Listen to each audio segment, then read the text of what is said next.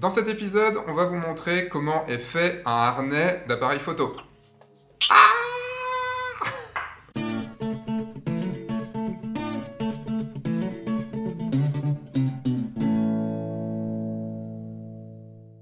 Bonjour, je suis Sébastien Roignan et je suis avec... Guilhem Barlerin, qui est... Grizzly Tanné. Grizzly Tanné, parce qu'il a un look de Grizzly Tanné. Ouais. C'est l'effet ours. Est-ce que tu vas me mettre ma tannée? Ça Non. dépend si t'es gentil. En tout cas, tu m'as bien tanné aujourd'hui. Guilhem, qui est photographe, est aussi maroquinier. C'est ça. Et donc du coup, il a sa gamme, sa marque est Grizzly Tanné, qui fait du matériel plus pour les photographes, même si un peu différent. Enfin, Oui, autre je chose. fais surtout du matériel pour les photographes, des sangles photos, des harnais, des sacs photos, mais aussi de la maroquinerie classique, genre des portefeuilles, des petits trucs ou des sacs. Et le but de cet épisode, c'est de vous montrer comment est fait un harnais qu'on utilise en mariage, parce que vous êtes beaucoup, enfin en mariage ou autre, parce que vous êtes beaucoup à me demander à chaque fois d'où vient mon harnais, pas de chez toi pour l'instant, Pour l'instant, non, mais bientôt. mais bientôt, on en reparlera à la fin de l'épisode, et surtout on va rester jusqu'à la fin de l'épisode parce qu'on a une surprise pour vous. Du coup, Guilhem, moi je l'ai rencontré il y a plus de 3 ans maintenant, quand je suis arrivé à Lyon, C'est ça. puisque sur le premier workshop portrait que j'ai fait à Lyon, tu étais là, et tu m'avais pas mal marqué à l'époque. Je marque les gens, c'est comme ça. Du coup, est-ce que tu peux juste nous dire ton parcours rapidement? Avant d'être photographe, j'étais menuisier.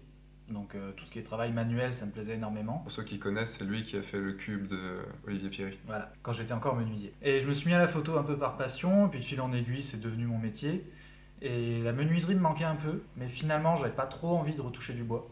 Donc j'ai découvert le cuir parce que j'avais envie de me faire un sac, et depuis, passion folle. Et les copains m'ont demandé des sacs, les collègues photographes m'ont demandé des harnais. Donc En fait, t'es pire qu'une nana, toi, t'as plein de sacs. actuellement, j'ai au moins 6 sacs. Bon, ça va, t'es pas pire que certaines nanas. Parce que j'en ai revendu au moins 4. Sauf que toi, tu les as tous faits. Sauf que je les ai tous faits. Et du coup, comme t'es photographe aussi à côté, t'es photographe de mariage, C'est ça. ou d'autres choses aussi? Ça, de temps en temps, corporate ou particulier pour les familles, portrait classique. Tu fais du matériel qui est plus fait pour les photographes à la base, même si C'est tu fais ça. autre chose. Ce qu'on va faire là maintenant, c'est tu vas nous expliquer comment est fait le harnais. Ouais. Donc là, c'est l'intro, on l'a déjà, le harnais, il est là-bas. Du coup, on a fait une vidéo sur comment est fait le harnais, de A à Z, parce que tu l'as fait là devant moi pendant 2-3 heures. Est-ce que tu peux décrire chaque étape de la création du harnais? On commence d'abord par le cuir. Déjà, comment tu choisis le cuir? Je vais chez mon fournisseur, je vois les cuirs, je les touche, je les sens, je vois là niveau souplesse, je regarde les tranches, comment elles sont, si elles sont facilement travaillables ou non. Pour les harnais, je prends toujours du cuir à tannage végétal. C'est beaucoup plus souple, c'est beaucoup plus naturel et c'est très résistant aussi. Donc, c'est quoi exactement le tannage végétal? le cuir, en fait, avant d'être du cuir, c'est de la peau. Et pour transformer la peau en cuir, il faut le tanner, d'où le nom Grizzly Tanné. Donc il y a deux types de tannage actuellement. Il y a le tannage minéral qui est fait à base de chlore et ça dure que quelques jours. Donc on a des cuirs qui sont assez élastiques, qui sont imperméables. Et on va avoir après le cuir à tannage végétal où ça donne un cuir qui est un peu plus épais, un peu plus rigide. Et surtout beaucoup plus naturel et plus facile à travailler, notamment avec des outils à la main. Et c'est un cuir qui est très prisé, notamment sur les harnais photo, parce que c'est un cuir très résistant, légèrement élastique pour amortir quand on marche, notamment le poids des boîtiers. Et c'est un cuir en général qui est très beau. Donc là, tu commences, donc tu as une planche ça s'appelle comment, une planche de cuir? On appelle ça une peau. Une peau. Donc tu as une peau, et qu'est-ce que tu fais sur cette peau? La peau, je la récupère, je regarde dans quel sens je peux couper mes bandes. Donc j'essaie de prendre la plus grande longueur, je coupe un côté bien droit, à la règle. Et après, quand je veux couper les bandes pour le harnais, je prends un coupe lanière que je plaque sur ce côté que j'ai pré-coupé. Et ça me permet de couper une bande dans la longueur. Et tu as réglé J'ai réglé l'écartement, notamment pour le harnais que vous voyez de 4 cm. 2 bandes de 4 cm pour faire le harnais en lui-même et une troisième bande pour faire les deux petites accroches pour accrocher les boîtiers. Donc on a les lanières. Alors dès que les lanières sont prêtes, je prépare tout ce qui est trous pour poser les rivets, les boucles, les trous aussi pour les passages de ceinture, pour le réglage du harnais. Tu es obligé en fait de faire des trous parce que le cuir est assez gros, donc du coup tu pourrais pas aller directement dedans. On pourrait pas le percer à la main, à part avec une haleine, mais ça ferait un trou tout petit. Et c'est juste pour coudre. Là, c'est vraiment des gros trous pour pouvoir passer une boucle, un rivet ou des choses comme ça. Et ce qui est cool, c'est quelque chose vraiment qu'on peut faire chez soi sans embêter les voisins. C'est ça. Pour l'instant, ça fait pas de bruit. Je t'ai vu travailler les arêtes. Voilà, j'utilise un outil qui s'appelle un abacar. ou à bas carré. Ça permet notamment de couper l'arête pour que ça soit plus arrondi. D'une, c'est plus esthétique, et de deux, c'est beaucoup plus doux. Comme son nom l'indique, ça abat le carré. À bas carré. Pour faire la forme du bout de la lanière, tu utilisais un modèle? C'est ça, je me suis fait un petit gabarit précis que je plaque sur le cuir. Et avec mon cutter, je coupe suivant le gabarit, ça me permet d'être toujours pile poil. Et tu fais une espèce de rainure esthétique, tu me disais? C'est ça, c'est uniquement pour la décoration. Ça permet d'habiller un peu le bord du cuir, donc j'utilise un formoir pour faire ça. Juste esthétique. À ce moment-là, on a les lanières qui sont bien préparées. Toutes les lanières sont prêtes. Maintenant, tu vas mettre du coup les boucles. C'est ça, on enfile les boucles, on met les rivets et on frappe les rivets. Comment ça marche un rivet? Un rivet, c'est simplement une tige métallique basse avec une tête haute, et quand on frappe, la tige basse s'écarte dans la tête haute. On peut pas l'enlever. On peut pas l'enlever, à part le percer à la perceuse, on peut pas enlever un rivet. Ok. Là, c'est bon. Et là, ça tient. Vas-y, force plus, vas-y Grizzly. Donc une fois que c'est riveté, ça peut pas être enlevé. Tu as pris des petits bouts de cuir. Pour faire les passants de ceinture. C'est ça, donc c'est des passants de ceinture. J'appelle ça comme ça. Ok. J'ai simplement pris un bout de cuir qui fait un peu plus long que 2 fois la largeur de la lanière. J'ai mesuré pour que 2 lanières puissent passer ensemble. J'ai fait un trou pour passer un fil de couture, j'ai assemblé avec une couture et j'ai fait un nœud avec du fil poissé. Le fil poissé, une fois serré, en fait, il se colle sur lui-même. Très peu de chances qu'il s'enlève. Du coup là, tu vois, ça se chevauche pas au moins, ça reste relativement plat. Carrément. Ça fait pas une trop grosse surépaisseur sur l'arrière. On est relativement plat. On bouge presque pas. C'est juste avant, avec le rivet, tu dois aussi lier les deux lanières ensemble. C'est ça, on lie les 2 lanières ensemble avec un rivet, tout simplement. Donc là, c'est juste un rivet qui permet de faire la rotation. Qui permet au harnais de bouger avec les mouvements du corps. Voilà. C'est bien, il bouge un peu quand même. C'est pratique.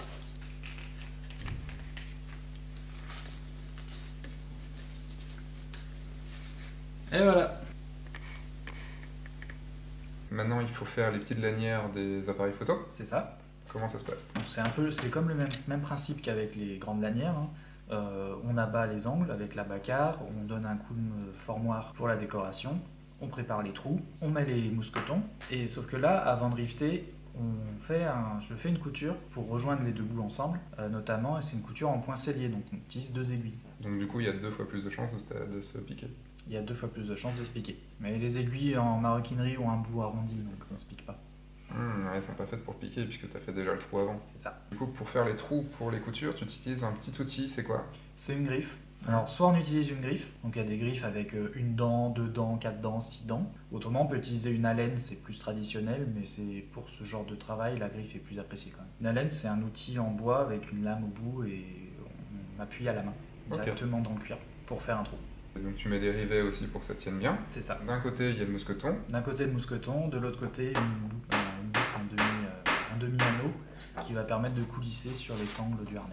Il n'y a plus qu'à assembler, on met tout en place et tout est bon.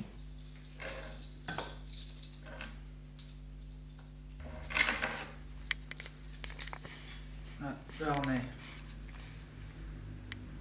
C'est fini? Prêt, c'est fini. Et les sangles de sécurité. On peut du coup le faire plus long, plus court, suivant le boîtier qu'on a. Donc là, je te confie mon appareil photo maintenant, c'est ça? Ouais. Je teste un peu. Faut le faire un petit peu aussi. Ouais, il faut qu'il se fasse, que le cuir se fasse. Puis je teste s'il n'y a pas de. Si jamais j'ai oublié un truc et qu'il lâche, moi je teste directement avec les bras. Hop. Tac. Voilà. Et c'est bon. Et si je vois que la sangle est trop longue, tu peux la régler. On va la mettre là. Là, ça me semble bien. J'ai quelques questions sur les harnais. Enfin là, tu fais un harnais d'une certaine taille. Est-ce qu'un harnais comme celui-là, il est valable pour des gens, enfin pour différentes tailles? Le harnais est réglable, donc on peut l'utiliser, n'importe qui peut presque l'utiliser, enfin peut l'utiliser. Après, si vous faites 2,70 m, je vous ferai peut-être un harnais un peu plus grand. Mais dans l'idée, entre 1,60 m et 2,10 m, tout le monde peut le mettre. Est-ce qu'1,55 m ça passe? 1,55 m, ça doit passer. J'en connais certaines qui en font 1,55 m. Non, ça doit passer. Ça doit passer, ok. Aline, c'est pour toi. Enfin, la dernière chose que tu fais sur le harnais, c'est de mettre ta signature. C'est de mettre ma signature, que parfois j'oublie. Que parfois tu oublies, oui, tu me racontais que tu avais envoyé certains harnais et tu... C'était au début, maintenant je l'oublie plus. Donc voilà, le harnais est fait. C'est ça. Et donc il se présente comme ça, il y a toutes Ici, on a les deux lanières qui sont rivetées, donc qui sont liées l'une à l'autre. Ici, on a les sangles de sécurité. C'est ça. Et on a les sangles de l'appareil photo avec le petit mousqueton au bout. Et cet embout qu'on met sur l'appareil, au cul de l'appareil photo. C'est ça. Et ce qui est cool, c'est que c'est une détache rapide, on va dire. Il y a juste à tirer dessus et c'est bon.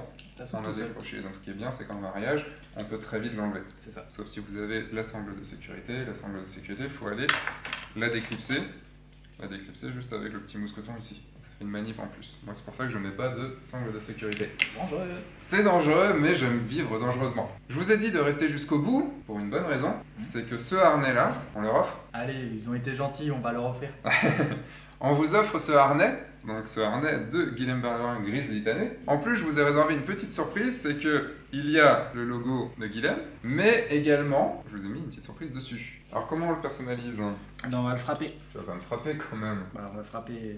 Tu veux que je te personnalise? On le met sur l'extérieur ou sur l'intérieur? Moi, j'y mets ici. Toi, tu le mets ici. De toute façon, ton logo, tu vas le mettre. Ouais. Et puis derrière, moi, je vais vous faire un petit truc. Moi, je vais d'abord mettre le logo. Vas-y, mets ton logo. Alors, ouais, ça va vibrer, donc rêve peut-être l'appareil. Le truc, c'est que si je mets Fun 4, ça va être un peu long quand même, mais c'est pas très grave. Oh, non, regarde, attends. Si on prend F-U-N. Tu veux le faire? Bah oui, évidemment. Tu veux t'entraîner? Ah bah ça. Ah, je vais peut-être m'entraîner un peu avant, ouais. Donc faut taper fort. Modérément, tape un peu, vas-y. Tu vois, ce que tu peux faire en tapant, c'est légèrement, tu vois. Faire comme ça, très légèrement pour que ça. Tu vois, par exemple, là, à gauche, c'est moins marqué qu'à droite. D'accord. Et le fait de. En frottant fort. Mais par contre, il faut faire gaffe à pas le tourner. On sent que t'as la main aussi. Enfin, que t'as le poignet, quoi. Après, si tu te mets bien droit, tu vérifies que tu es bien droit partout. Du coup, ça peut suffire. Ouais. Bah, si t'es pas droit et que tu es penché, tu peux avoir le bord ici qui apparaît. Ouais. Genre, par exemple, sur le I. Le I, il apparaît tout de suite le bord. T'es pas mal là. C'est bien là. Là, il est beau là. Ouais. Donc, faut que j'arrive à le mettre là. Faut que je mette Fun 4 dans ce cas-là. Regarde ce que tu fais. Tu prends juste 3 lettres comme ça pour aller voir où est-ce que ça peut aller. Et tu places la première après. Tu places la première. Et après, dessous, 4, ça fait 5 lettres. Oui, un coup.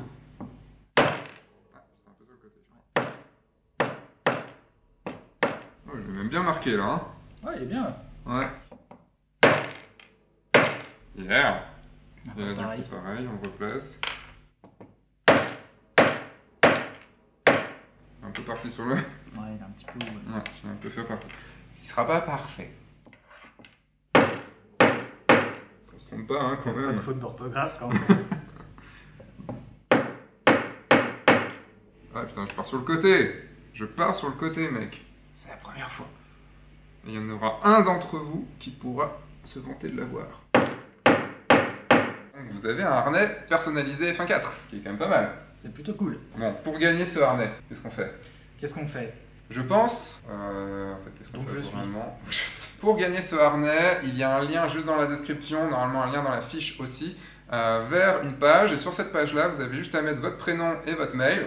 Et on tirera quelqu'un au sort. Laissez un commentaire sous cette vidéo sur YouTube, mettez un like et remplissez le formulaire via le lien que je vous ai donné. Et du coup, vous aurez une chance de remporter ce harnais. Vous avez 2 semaines à partir du dimanche de diffusion de cette vidéo, donc je ne sais pas quand, mais vous aurez 2 semaines et au bout de 2 semaines, on fera un petit live sur Instagram, que suivez Instagram @fun4 et @grizzly tanné. Voilà, de toute façon vous aurez les liens. On est en discussion, on discutait avec Guilhem tout à l'heure, de faire une gamme F1.4. Ça peut être cool. Ça peut être cool. Donc on réfléchissait à avoir une gamme, un harnais, pourquoi pas un porte-carte, un sac.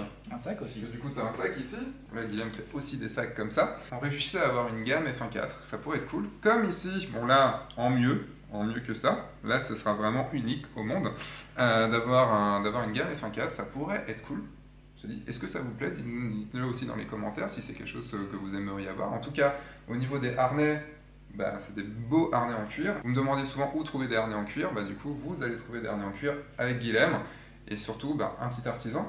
Quand même, artisan. Là, on est dans Lyon, on est à côté des pentes de la Croix-Rousse. C'est ça, on est en plein dans les pentes de la Croix-Rousse. C'est local. Un travail artisanal. Vous pouvez aussi cliquer sur le lien pour aller voir donc, du coup, le site de Guilhem, le site de Grizzly tanné, et vous aurez tous les produits que tu proposes. C'est ça. Il y a même une boutique en ligne pour ceux qui veulent directement commander. Et juste une chose, est-ce qu'on peut personnaliser nos produits, les produits qu'on achète? Tout à fait. On t'envoie un mail et on te demande ce qu'on veut dessus. Vous pouvez m'envoyer un mail, ça peut être des initiales, un mot entier écrit dessus, une couleur particulière. Tout est faisable. Presque tout est faisable. Il y a quand même une question que je vais te poser, parce que je sais que vous vous posez cette question-là. Un harnais comme celui-là, on est sur quelle gamme de prix? Moi, j'essaie de rester dans une gamme de prix pour un harnais assez comme ça classique, en dessous de 200 €. Alors évidemment, on enregistre cette vidéo à un instant T, le prix peut éventuellement évoluer, mais tu auras une gamme qui restera aux alentours en dessous de 100 €. Voilà, je veux garder une gamme de harnais double en dessous de 200 €. Après, s'il y a beaucoup de personnalisation, le prix peut monter, bien sûr. C'est du travail fait donc à la main, fait artisanalement. Combien de temps tu mets pour faire un harnais comme celui-là? Un harnais comme celui-ci, en étant assez rapide, je peux mettre 3 heures, 3 heures et demie. Et juste une question que je t'avais posée tout à l'heure, t'as fallu combien de temps, combien d'essais, combien de temps pour pouvoir arriver à ce résultat-là? On va plutôt compter en essais, c'est plus facile. Pour arriver à ce résultat-là, j'ai pu faire 15-16 harnais facilement. Autant dire que les premiers, c'était pas ça. Un an que tu t'es mis à la maroquinerie? C'est ça. Donc quand même, ce qui est plutôt pas mal d'arriver à ce résultat-là en un an. Et ce qui est très drôle, c'est qu'à chaque fois, Guilhem, il se ramenait avec un nouveau sac, il se ramenait avec un nouveau truc. Enfin, à chaque fois, il y avait un nouveau truc dès qu'on se voyait. Ah ouais, encore. Du coup, tu as fait pas mal de tests. C'est ça. J'ai testé pour les sacs, pour les harnais. Je préfère tester et après moi les essayer directement en situation pour vous proposer quelque chose qui répond vraiment aux besoins. Voilà pour cet épisode. Merci Guilhem. De rien. Quand la gamme F1.4 arrivera, on fera une vidéo dessus et tout. Si la gamme existe déjà, vous l'avez dans la description, vous avez le lien dans la description. Juste, c'est une vidéo qui n'est pas sponsorisée, puisque je le fais juste parce que Guilhem, je te connais depuis longtemps, et je t'aime beaucoup, je t'apprécie beaucoup, et que tu fais un bon boulot. C'est pour ça. On voit des canons ensemble. Et puis c'est cool de moi aussi, tu es un auditeur de F1.4, et donc du coup, je voulais aussi montrer ce que les auditeurs de F1.4 font. Les auditeurs ont du talent. Ah oui. Je suis pas le seul. Voilà, en tout cas, moi je vous dis à dimanche prochain. Entre-temps, sortez, faites des photos, allez voir le travail de Guilhem, allez sur Grizzly Tanné, et surtout... Amusez-vous. Il s'en rappelle. Bonne soirée ou journée. Il m'a tanné cet épisode, il m'a complètement tanné cet épisode.